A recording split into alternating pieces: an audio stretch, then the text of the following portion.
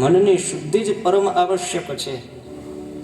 તનની શુદ્ધિ માટે તો આપણે કેટલા કેટલા ઉપાયો કરતા હોય, પણ મનની શુદ્ધિ માટે જ આ બધા ઉપાયો છે.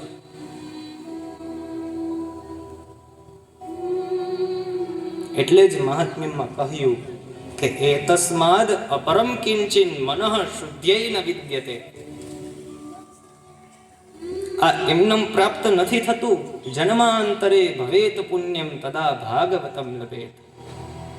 કેટલા જન્મોના પુણ્યો ભેગા થયા હોય ત્યારે આ ભાગવતની સામે આવવાનો અવસર મળે પ્રભુ. તો આપણે એમનેમ ન ગવાવીએ. પ્રભુએ કૃપા કરીને જે અવસર પ્રાપ્ત કરાયો છે. ભાગ્યોદયેન બહુ જન્મ સમર્જિતેન સત્સંગમમ ચ લભતે પુરુષો યદા વે. અજ્ઞાન હેતુ કૃતમોહ મદાંધકાર નાશમ વિદાય હિ તદોદયતે વિવેક. કેટલા બધા જન્મોના પુણ્ય એકત્રિત થાય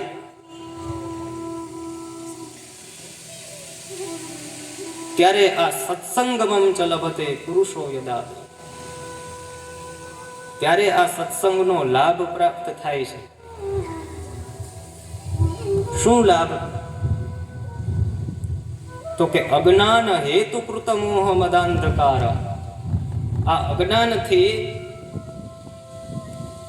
અજ્ઞાનના અંધકારથી આ જે મોહ બનેલો છે, મોહરૂપી જે આ અજ્ઞાનનો અંધકાર છવાયેલો છે,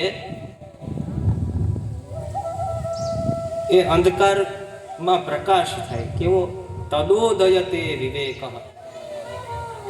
અજ્ઞાન હેતુકૃત મોહ મદાંધકાર નાશમ વિદાય હિ તદોદયતે વિવેક. અંધકારનો નાશ થાય અને એ વિવેક રૂપી પ્રકાશનો ઉદય થાય, મનની શુદ્ધિ થાય.